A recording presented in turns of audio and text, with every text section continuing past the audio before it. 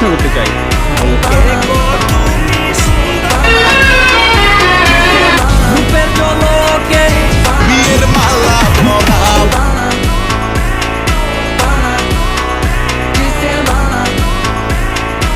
আমরা ভালো মানুষ দেখা নিতে আইছি।